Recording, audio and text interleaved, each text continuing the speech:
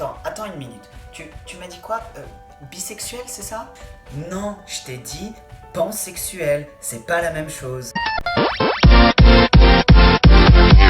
Salut tout le monde, donc on se retrouve aujourd'hui pour une nouvelle petite vidéo de Transpérience. Aujourd'hui, la vidéo va porter sur les terminologies qu'on peut trouver dans la communauté. Alors, oui, on m'a déjà posé plusieurs fois la question. Il y a des personnes qui font partie de la communauté LGBT et au sens plus large, qui ne connaissent pas certains termes, voire tous les termes. J'ai rencontré une lesbienne qui ne savait pas ce que voulait dire LGBT. Donc voilà par quoi on va commencer. On va commencer par LGB, qui sont des orientations sexuelles. Donc on a le L pour les lesbiennes, qui sont des femmes qui sortent avec d'autres femmes. On a les gays, donc le G, ce sont des hommes qui sortent avec des hommes. On a ensuite le B pour bisexuel, qui sont des personnes communément qui sortent avec des hommes et avec des femmes. Pour continuer sur les orientations sexuelles, on a les pansexuels. C'est une terminologie qui ressort de plus en plus maintenant, disons qu'il s'est démocratisé. Pansexuel est étymologiquement, ça veut dire, donc pan veut dire tout, donc tout sexuel, donc ce qui signifie en fait qu'on peut être attiré, être en couple avec tout le monde. La différence avec bisexuel, ou en tout cas la différence que veulent apporter les pansexuels par rapport aux bisexuels, c'est que les pansexuels peuvent être en couple avec une personne indifféremment de son genre ou de son sexe. C'est-à-dire que les pansexuels font bien la différence entre le sexe et le genre. Ce qui signifie en fait que par exemple une personne pansexuelle ne va pas regarder si c'est un homme cis ou un homme trans, mais tout simplement que c'est un homme. Et peu importe son sexe par rapport à son genre, ça reste un homme. Donc ça c'est vraiment la différence que les pansexuels veulent faire comprendre aux gens par rapport aux bisexuels qui étymologiquement, bi veut dire deux, donc un homme avec toutes ces caractéristiques qu'impose la société et une femme avec toutes les caractéristiques qu'impose la société. Sur les orientations sexuelles, on a également les sapiosexuels. Les sapiosexuels, ce sont les personnes qui sont attirées par l'intelligence de la personne. Ensuite, on a les asexuels. Alors, contrairement à ce que les gens disent, pensent surtout, les asexuels ne sont pas des personnes qui n'aiment pas les relations sexuelles. Les asexuels sont des personnes qui n'éprouvent pas forcément d'attirance ou qui n'apportent pas une importance particulière aux relations sexuelles. En revanche, les asexuels peuvent aimer avoir des relations sexuelles, tout à fait. C'est juste le ressenti de la relation sexuelle n'est pas au centre de mon couple, il y a beaucoup plus de choses beaucoup plus importantes que la relation sexuelle. Alors je suis pas en train de dire que dans les autres orientations sexuelles, c'est la relation sexuelle qui prime. Mais disons que dans les autres orientations sexuelles, l'acte sexuel est une part basique et normale de la relation amoureuse, sentimentale, etc. Alors que pour les asexuels, ce n'est pas quelque chose qui prime, c'est un plus.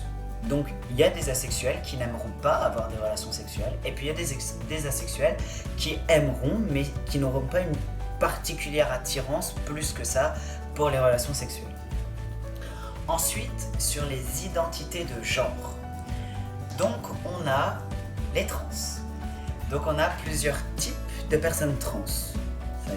J'aime pas trop le mot type, mais on a plusieurs formes, entre guillemets, plusieurs personnes trans en tout cas, ça c'est sûr. Donc on a d'abord les FTM, que vous connaissez puisque vous suivez notre chaîne. Donc les FTM, ce sont les female to male, donc les personnes assignées femmes, se définissant comme une personne du genre masculin. On a ensuite les FTX, donc les F2X. Cette terminologie n'est plus trop utilisée maintenant, mais en gros, qui veut dire les personnes assignées femmes vers un genre plus ou moins indéfini, en gros.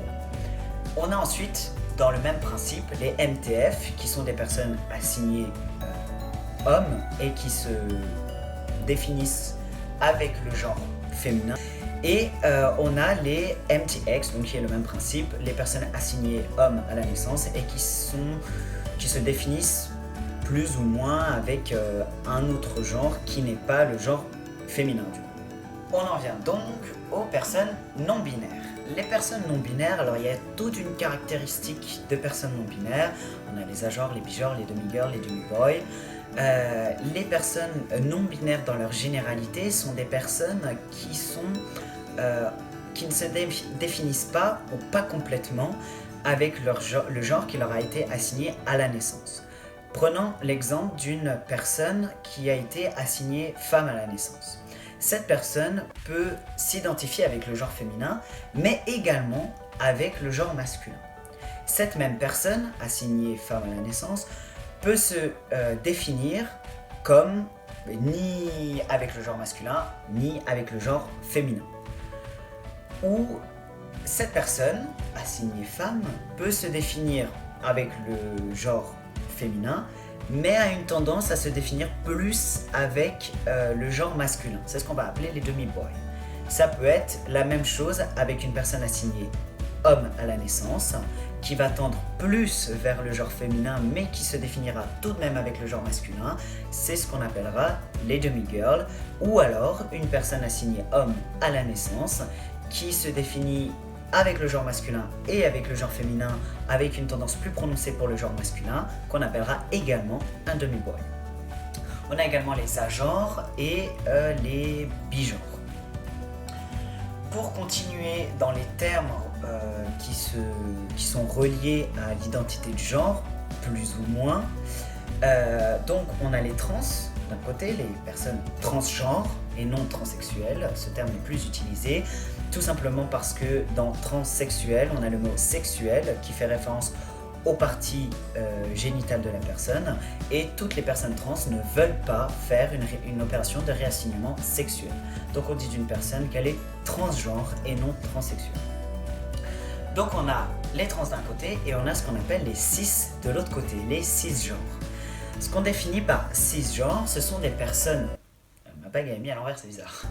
Ce sont les personnes qui sont assignées par exemple homme à la naissance et qui sont en accord avec ce genre assigné. Donc si par exemple j'étais né homme et que je me définisse comme un homme, j'aurais été un homme cisgenre. Donc c'est l'opposé, entre guillemets, d'une personne transgenre. On a exactement la même chose pour les femmes cisgenres, qui sont des femmes qui se définissent avec le genre assigné à la naissance. Une petite précision sur deux termes qui ressortent plus ou moins, mais ce terme ressortent plus vraiment dans des communautés restreintes, quoique moi ça m'arrive souvent de l'utiliser. On a ce qu'on appelle les AFAB. AFAB qui veut dire Assigned Female at Birth, donc assigné femme à la naissance. Et on a dans l'autre sens les AMAB qui sont Assigned Male at Birth, donc assigné homme à la naissance. Le dernier terme sur lequel je voudrais finir, c'est le terme queer. Donc queer, c'est à la base, à l'origine, un terme anglais qui veut dire étrange, bizarre. Et c'était utilisé par la société pour critiquer en fait et pour stigmatiser les personnes de la communauté LGBT. Donc on disait d'une personne LGBT qu'elle était queer, c'est-à-dire qu'elle était bizarre, en marge de la société, etc. Ensuite, les personnes de la communauté LGBT et la communauté LGBT au sens plus large ont fait de ce mot, de cette terminologie, une force. Aujourd'hui, queer est un peu une sorte d'identification. Alors, il n'y a pas de définition précise, particulière, comme par exemple pour lesbienne ou pour transgenre. C'est plus selon le ressenti de la personne. Moi qui me définis comme une personne queer, je vais vous en donner ma définition, qui est bien sûr personnelle par rapport à mon ressenti. Pour moi, je me définis en tant que queer parce que, tout simplement, je ne rentre pas dans une case particulière. C'est-à-dire que souvent, je dis que je suis pansexuel, je dis que je suis sapiosexuel et je dis que je suis un homme transgenre. Je ne dis pas souvent que je suis transgenre, mais que je suis un homme. Alors, à part pour le fait que je me définis totalement comme un homme, donc comme le genre masculin, je ne rentre pas dans une case particulière. Souvent, comme je disais, je dis que je suis pansexuel, que je suis sapiosexuel, mais au final, c'est simplement la personne qui est en face de moi qui m'importe. si avec cette personne j'ai un bon feeling, si elle me plaît physiquement, si voilà j'ai cette petite chose qui fait que, alors je serai intéressé par la personne, indépendamment de son genre, indépendamment de son sexe, indépendamment de son passé, indépendamment de son orientation sexuelle, peu m'importe, c'est la personne qui est en face de moi et ses caractéristiques personnelles. Pour les personnes qui sont en dehors de la communauté, c'est assez difficile de leur expliquer qu'on peut être avec n'importe qui, entre guillemets. Je peux être avec, en fait, tout le monde. Peu importe, je n'ai pas de caractère précis. Donc, c'est un peu difficile d'expliquer ça aux gens parce que pour eux, ouais, bah t'es bi en fait, t'aimes les filles et t'aimes les mecs. Alors que c'est pas ça. J'apporte moi-même une très grande importance à dire que je fais une très grande différenciation entre le sexe et le genre. Je n'ai ni de préférence de sexe, ni de préférence de genre. Je suis juste avec une personne, indépendamment que si cette personne est trans, que si cette personne est cis, peu m'importe. Ça, c'est quelque chose qui est... J'attache une très très grande importance à ce principe-là. Et c'est pour ça que je ne me dis pas bisexuel et que je me dis entre guillemets pansexuel par rapport aux gens hors de la communauté pour qu'ils puissent un peu mieux comprendre. Mais pour moi, être queer, c'est que je ne rentre pas dans les stéréotypes et pas dans les catégories. Voilà pour moi ce qu'est la définition d'être queer. Cette définition peut varier d'une personne à une autre, plus ou moins. Voilà, je vous ai donné tous les termes que j'avais en tête, qui me revenaient le plus souvent. Si jamais vous avez entendu un terme que je n'ai pas évoqué, n'hésitez pas à me poser une question en commentaire et j'y répondrai dès que possible, bien entendu. Voilà, et ben on se retrouve très très prochainement pour une nouvelle vidéo de Transpérience. Kiss Love Peace!